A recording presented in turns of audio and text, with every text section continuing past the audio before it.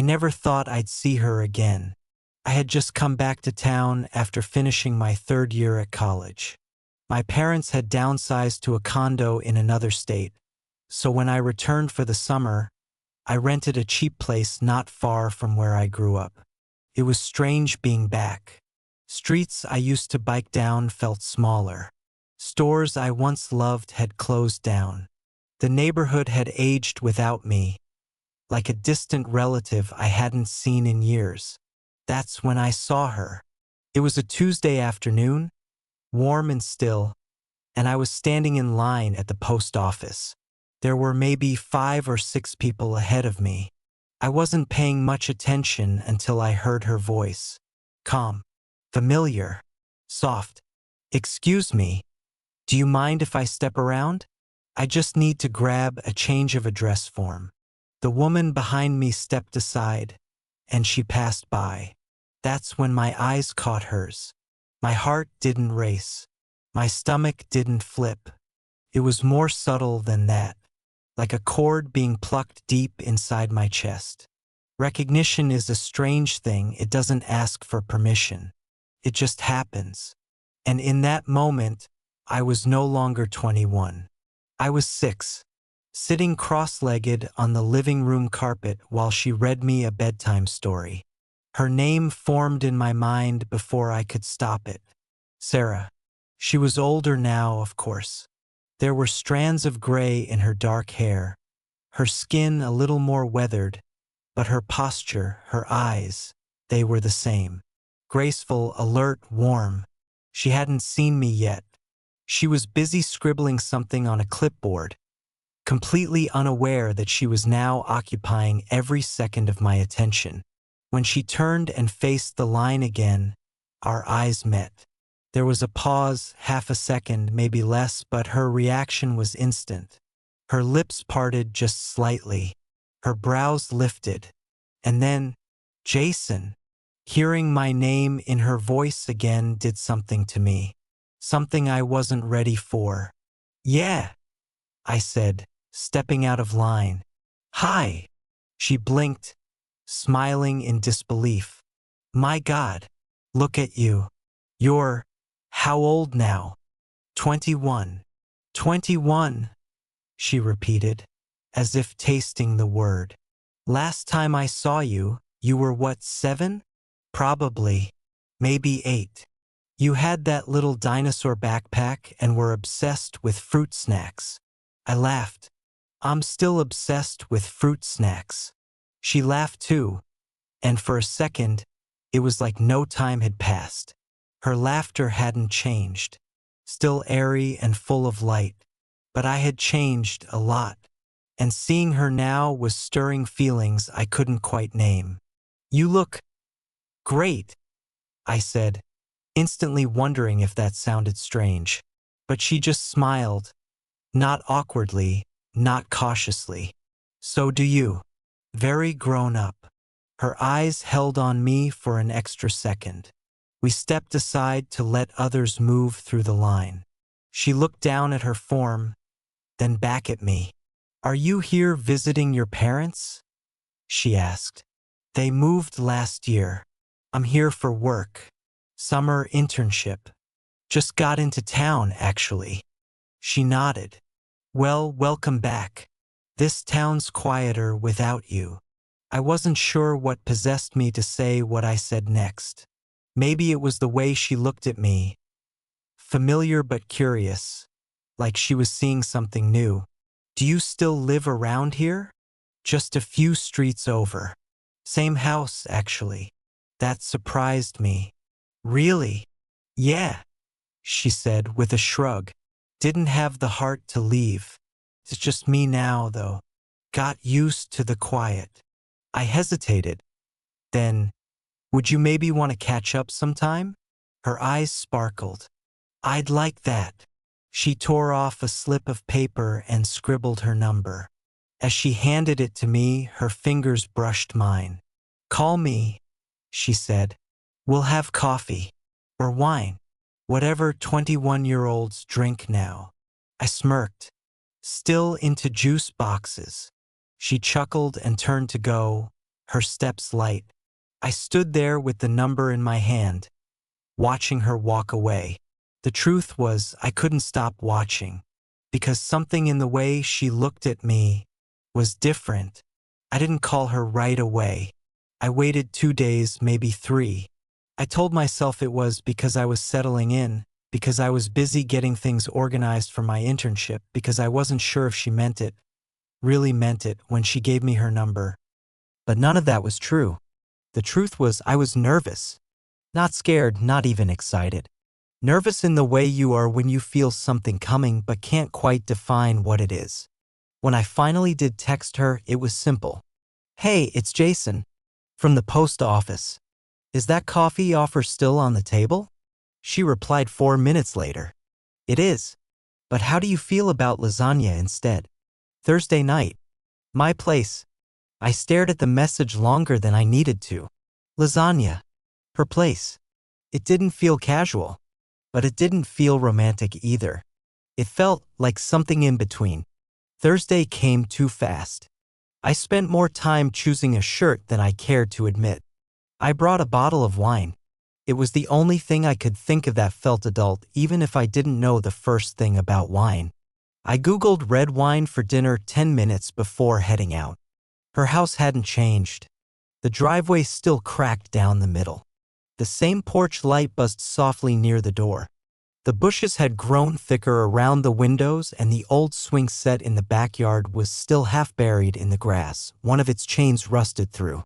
I stood there for a moment before knocking. There was something hauntingly familiar about being at her doorstep again. When I was a kid, I used to run up to the store after school, my backpack bouncing against me, excited for juice and cartoons and the warmth of her voice. Now I was holding wine and wearing cologne. The contrast made my chest feel tight. When she opened the door, she smiled instantly. She looked relaxed, barefoot, wearing a loose gray sweater and soft jeans, her hair pulled back casually. Not done up. Not trying. Just her. "You came," she said, like she wasn't sure I would. "You invited me," I smiled. She opened the door wider. "Come in." The house smelled like garlic and rosemary. Soft music played from somewhere inside. The lights were warm and low, and it felt less like stepping into someone's home and more like stepping into a memory. "You brought wine," she said, eyeing the bottle. "I hope it's good." I sort of panicked and chose the one with the nicest label. She laughed. "Then it's probably terrible. But I appreciate the effort." She took it from me, and our fingers brushed again. I didn't imagine it. She let her hand linger. Dinner was easy. We talked like old friends, filling in the years that had passed. She asked about college, about what I wanted to do after graduating. I asked about her job. She worked part-time now at the public library. Said it was quiet and calm, just the way she liked it. We ate in the dining room, candles flickering on the table, plates full of perfect homemade lasagna. She hadn't lost her touch. At some point, the conversation slowed. The silence between us wasn't uncomfortable. It was full. Heavy, but not with tension, with something else. Something unnamed. "I still remember the story you used to read me about the boy who built a rocket in his backyard," I said after a pause. Her eyes lit up. "I loved that one. You used to do all the voices. I remember thinking you should be on the radio or something." She smiled almost shyly. "You always did listen so closely. You were one of the few kids who actually wanted to hear the ending." I looked at her across the candlelight. Her face was soft, touched by time but not dulled by it. Her lips still curled at the edges when she smiled, and her eyes still held that quiet depth that made you feel seen, not just looked at, but seen. "You were the first person I trusted," I said before I could stop myself. She looked down for a second, running her fingers along the rim of her wine glass. "That means more than you know," she said softly. Then added, "You were always different." After dinner, we moved to the living room. She brought out a photo album. I didn't even know people still kept those. She flipped through the pages, pointing out old pictures of me 6 years old, missing teeth, covered in chocolate from some birthday cake, passed out on the couch during movie night. I laughed. "God, I was a mess." "You were a sweetheart," she said. "Messy but sweet." Then she turned the page and paused. It was a photo of us together. She was holding me in her lap, both of us laughing at something off camera. Her hand was in my hair. We sat there in silence for a moment, just looking at it. "You look so happy," I said. "I was," she answered quietly. I turned to her. She was already looking at me. There it was again, that pause, that flicker, that invisible line between memory and something else. Then she said my name. Just my name. Jason. But it was the way she said it that stopped everything. Slow. Almost breathless. Like she was remembering something she hadn't allowed herself to feel in years. I stayed longer than I planned. When I stood to leave, she walked me to the door. The air between us was thick with unspoken thoughts. "Thank you," I said. "For dinner. For everything." "Of course," she replied. I turned to go, but before I could reach the steps, she called after me. "Jason?" I turned. "You still like fruit snacks?" I smiled. "Always." She laughed. "Next time, I'll have a pack waiting." Next time. That stayed with me all the way home. I showed up again 3 days later. I told myself it was to return the Tupperware. That was my excuse. But the truth was I couldn't get her out of my head. Every quiet moment since that dinner was filled with flashes, her voice, her laugh, the way she looked at me when we sat side by side, flipping through old memories. The way she said my name. The Tupperware was clean, resting in a brown paper bag. I could have just dropped it off, left it on her porch with a little thank you note and walked away. But I didn't want to walk away. Not yet. When she opened the door, she smiled like she'd been expecting me. "I was hoping you'd stop by," she said. I held up the bag. "Didn't want to keep your stuff hostage." She took it and peeked inside. "Very responsible of you." There was a quiet moment between us, and then she stepped aside. "Come in. I could use a hand with something." Her backyard was a mess. She had a stack of wooden boards leaning against the shed and a tangled extension cord that seemed to have a mind of its own. "I've been meaning to fix the railing on the back deck," she said. "But every time I try, I get halfway through and then lose motivation." She looked down at her paint-stained sneakers. "Besides, I figured if I invited you over under the pretense of needing help, you'd at least pretend to be useful." I laughed. Guilty as charged. We worked side by side for over an hour. It wasn't complicated: sanding, adjusting, stabilizing loose boards. The kind of slow, steady work that leaves room for conversation. And silence. At one point, I handed her a drill and our hands touched again. But this time, she didn't pull away. Her fingers stayed there, brushing mine. She looked up slowly, her eyes searching my face like she wasn't sure what she was allowed to find there. I didn't move. I didn't even breathe. Then she looked away. But her hands stayed for just a moment longer than necessary. Later, we sat on the steps of the deck, drinking lemonade she'd brought out in mismatched mugs. The sun was setting, casting a soft glow over the backyard. The trees swayed gently and everything felt quiet in that kind of way that makes you want to whisper. "I didn't think you'd come back," she said. I turned to her. "Why?" She sipped her drink. "Because most people don't." "I'm not most people." She gave me a sideways glance, almost smiling. "No, you're not." She set her mug down and looked out over the yard. "You know, when you were little, you used to follow me around like a shadow. Wouldn't let me leave the room without you." I laughed. "Sounds about right. You were so curious. You asked a million questions a day. Wanted to know why the sky was blue, why leaves changed color, why adults cried when they thought no one was watching. That made me pause. Did I really ask that?"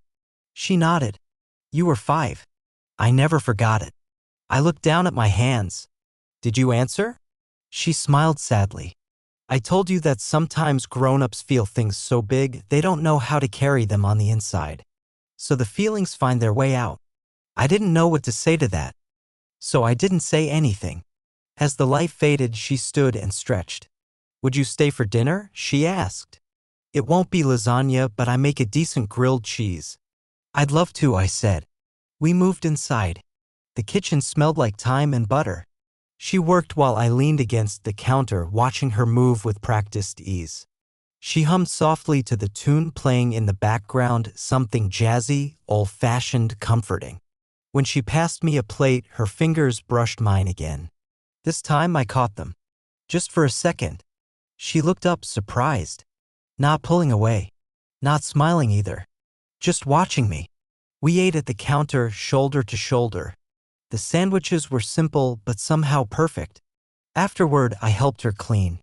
The movements were quiet, fluid, like a routine we'd done 100 times before. Familiar, but charged. When the dishes were done, she looked at the clock.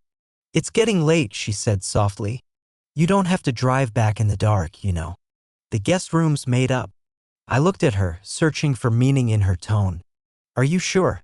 She nodded. "If I wasn't, I wouldn't offer." I stayed. She gave me a pair of old sweatpants and a t-shirt, both a little loose but clean. I changed in the guest room and sat on the bed for a while, unsure what to do next. The house was quiet. Lights off except the one in the hallway. Then I heard her voice from the other side of the door. "Jason?" I stood. Opened it. She was standing there, barefoot, arms folded loosely in front of her, her hair down now. Her expression unreadable. I forgot to say goodnight. We stood there in silence. Then she stepped forward and did something she hadn't done in 14 years. She reached up and touched my face. Softly, like she was making sure I was real. "Good night," she said, her voice just above a whisper. Then she turned and walked to her room, the soft click of her door echoing in the silence behind her. I didn't sleep much. I lay in the dark for hours, staring at the ceiling, playing everything back in my mind. Every glance, every pause, every word. She had touched my face. Not like a mother. Not like a caretaker. Like a woman who saw a man standing in front of her. The next morning, the house felt different. Sunlight crept through the blinds in thin golden lines, painting soft shapes on the hardwood floor. The air was still, the kind of silence that comes before anyone speaks, where everything feels balanced on the edge of something that hasn't quite happened yet. I dressed slowly, folded the borrowed clothes, and padded quietly to the kitchen. She was already there. She stood at the stove, making coffee, her back to me. She wore an oversized button-down shirt and pajama shorts. Her hair was still tousled from sleep. She looked completely at ease and completely unreachable at the same time. She turned when she heard my steps. "Morning," she said, voice light but tired. "Morning," I replied. She poured a second cup without asking and handed it to me. Our fingers didn't touch this time, but the space between them felt charged all the same. We sat at the kitchen table. For a while, we didn't speak. Just the sound of spoons clinking, mugs setting down on wood. She looked out the window while I looked at her. She hadn't mentioned the moment at the door. The hand on my face. The whisper of my name. Nothing. And I didn't want to force it. But it hung between us like fog. Finally, I asked, "Did you sleep okay?" She hesitated, then nodded. "Eventually." And then, like she couldn't hold it back anymore, she looked at me, really looked at me, and said, "You've grown into someone I didn't expect." I swallowed hard. Is that good or bad? She didn't answer right away. Just stared into her mug. "I don't know," she said finally. "Maybe both." The rest of the day passed in pieces. I stayed. Helped her clean out the garage. We laughed. We teased. We fell into a rhythm that felt too natural to be new. There was something about working side by side that made it easier. We didn't have to look each other in the eye. We didn't have to acknowledge what simmered between us. But it was there. In the way she stood a little closer than necessary. In the moments when I caught her watching me, eyes flicking away when I looked back. In the quiet, unspoken breath we both held when our hands reached for the same object and almost met. She offered to make dinner again. I said yes before she finished the sentence. That night, the storm came. Rain pelted the windows and thunder rolled low in the distance. The lights flickered once but held. We ate in the living room, plates balanced on our laps, the TV playing something we both ignored. At some point, she curled her legs under her and turned to face me. "You remember the last time we saw each other?" she asked. "Barely," I said. "I think I was 7? 8, she corrected. Your family moved across town. I never saw you again. Why didn't you come with us?" Her eyes drifted down. "That wasn't up to me." She paused, then took a breath. "I was seeing someone back then. It ended badly. I was dealing with a lot. I didn't want it to touch your life. I didn't know what to say to that, so I didn't say anything." She looked back at me. "You were always kind, gentle. I didn't want you to see me falling apart." There was something in her voice, not shame exactly, not regret, but a tenderness wrapped in pain. A wound covered but not healed. "I would have understood," I said. She smiled faintly. "You were 8. Still." She watched me then. Not like before, not through memory, not through nostalgia. She looked at me as I was. As I am. A grown man sitting on her couch, still tasting the past but no longer living in it. Then she leaned closer. Her hand came to rest on mine. It wasn't an accident. Her thumb brushed the side of my palm, tracing it slowly like she was memorizing something. Her eyes flicked up to mine, asking a question without words. I answered it the only way I could. I leaned in, and this time she didn't pull away. The kiss was slow, careful, not hesitant, just deeply considered. Like two people stepping through a doorway they weren't sure they were allowed to open. Her lips were warm, familiar, new. My hand moved to her jaw and she leaned into it. She made a soft sound in the back of her throat, the kind of sound that says more than any sentence. When we pulled apart, neither of us moved. Her forehead rested lightly against mine. "This is crazy," she whispered. "I know. I shouldn't. I know." We kissed again anyway. Later, in her room, the storm still rumbling outside, we lay together under thin cotton sheets. The windows were open and the scent of rain drifted in, mixing with the quiet sounds of breath and heartbeat. She traced lazy circles on my chest, her eyes half closed. "Do you think this changes things?" she asked. "I think it already has." She was silent for a long time. Then, softly, "You're not a child anymore." I turned toward her. "I haven't been for a long time." She looked at me like she was seeing that for the first time. "I know," she said. And then softer, "But I wasn't ready to see you that way until now." We didn't say anything else. Not because there wasn't more to say, but because sometimes silence holds the most truth. That night wasn't about lust. It wasn't about rebellion or shock value. It was about two people whose paths had crossed once in one kind of love, and who had found themselves again, years later, in another. We didn't talk about what happened the next morning. She made coffee. I showered. We exchanged a few soft words, a few glances too long to be casual but too careful to be declarations. Everything in her house looked the same, but the air between us had changed. The space we'd carefully kept for weeks was now filled with something warm and fragile, like steam clinging to glass. I didn't know what we were, and I don't think she did either. When I left that morning, she hugged me at the door. It wasn't tight or long, but her hand stayed at the middle of my back for a heartbeat after we separated. Like a quiet message she didn't want to say out loud. I told her I'd text her later. She nodded. "Take your time." I didn't know if she meant the text or the space. That week, I buried myself in work. My internship picked up speed and I found ways to keep busy. I didn't go back to her house, though I passed the street more than once. I didn't text. Neither did she. But she was in my head. Not in flashes like before, now she lived there. The way she had smiled when I brought her the wine. The way her hand had trembled just slightly the first time I kissed her. The way her voice dipped into a whisper when she said my name. And I kept remembering the question she asked that night in her bed. "Do you think this changes things?" I hadn't known the answer then, but I knew it now.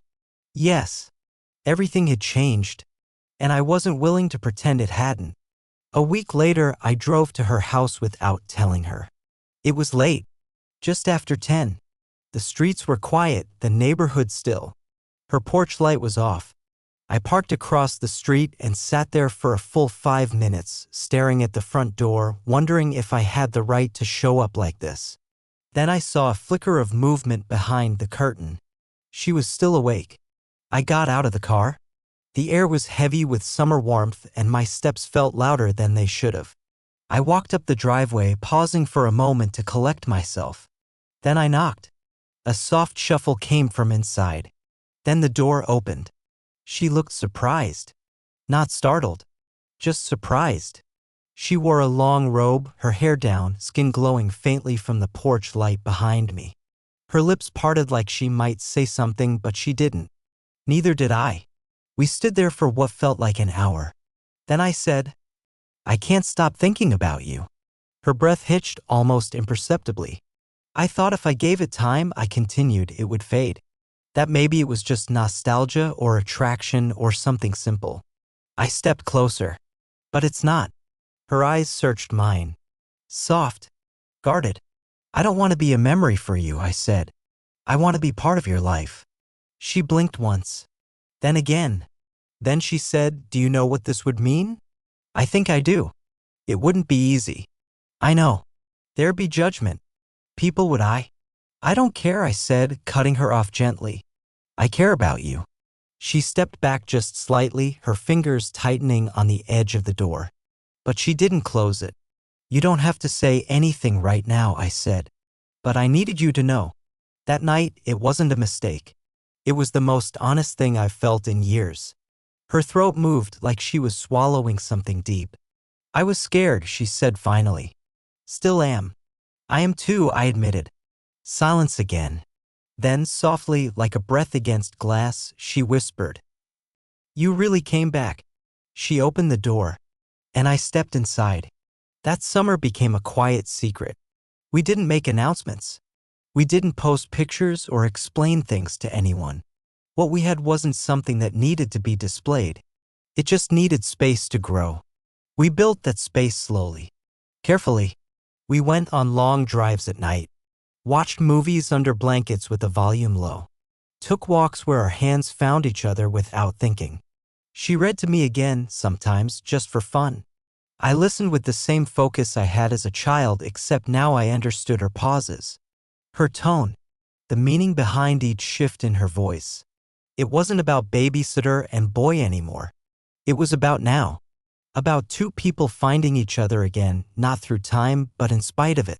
Sometimes she still called me kiddo by accident, but we'd both smile when she did, because we knew I wasn't one anymore. Not to her. And she was never just my babysitter. She was the woman who had once read me stories, and now, years later, had become one of my own.